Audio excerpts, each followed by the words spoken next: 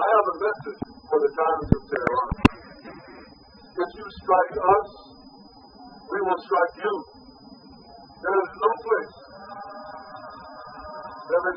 in Iran that the long arm of Israel cannot reach.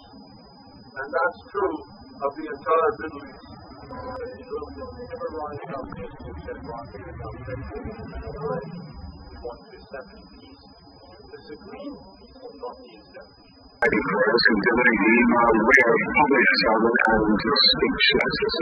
It is part and parcel of the solidarity among the believers, among all those who believe.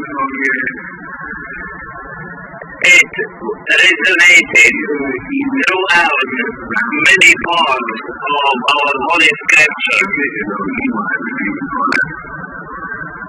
However, this particular verse speaks about the ultimate consequence of our solidarity as one Muslim nation. It is the mercy. God will grant us mercy, which means if we are standing together, side by side, joining hands, joining forces, we will be granted mercy from God. The verse ends with that God will all the wise. This is the end of the verse. God is knowing and is wise. This particular verse of the Holy Scripture speaks of the consequence of our solidarity.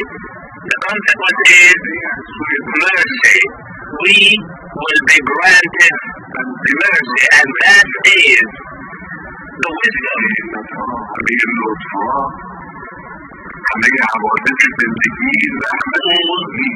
the blessings, all the incidents of throughout our human life are nothing but mercy, and such mercy is linked to God's grace and wisdom.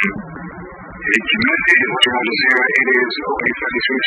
bringing a live pictures from Tehran, where Iran's Supreme Leader Ayatollah Ali Khamenei is leading fighting prayers.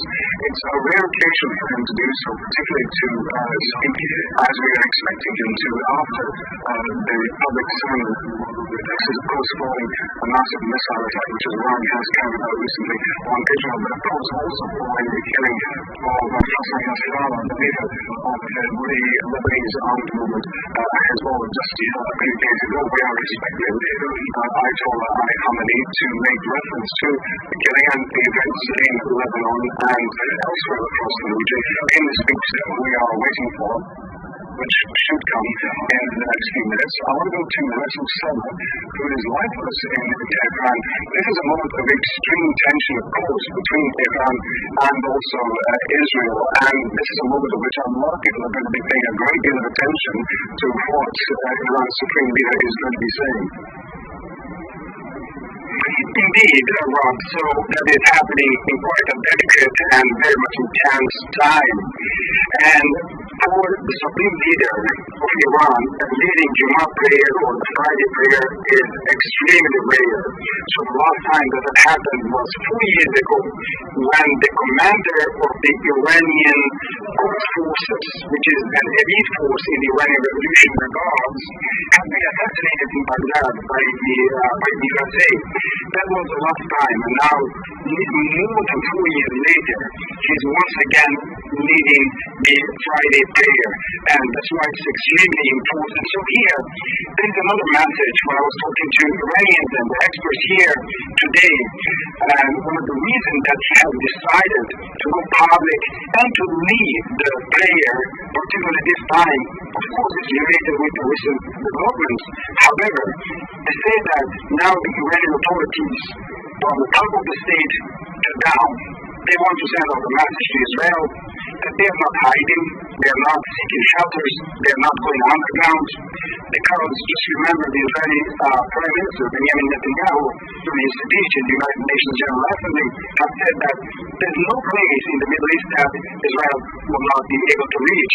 And now the Iranians are coming up and challenging that. And they're saying that now we are here. In our location, we all are here. And it's not only Al-Hamadi that's present today in Musalla Mosque.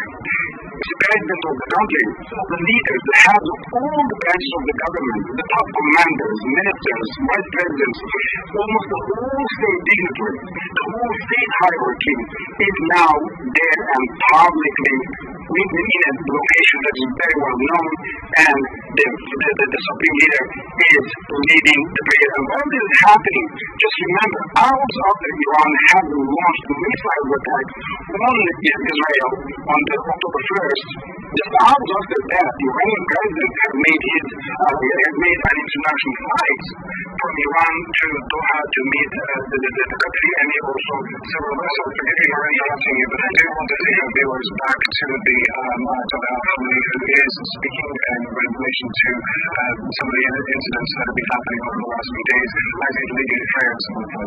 This is the policies adopted by our enemy to sow the seeds of division, to sow the seeds of sedition, and to drive a wedge among all the Muslims. The enemies of the Muslim nation are the same enemies to the Palestinians, to the Lebanese, to the Egyptians, and to the Iraqis. They are the enemies to the Yemeni people, to the Syrian people. Our enemy is one. And the policies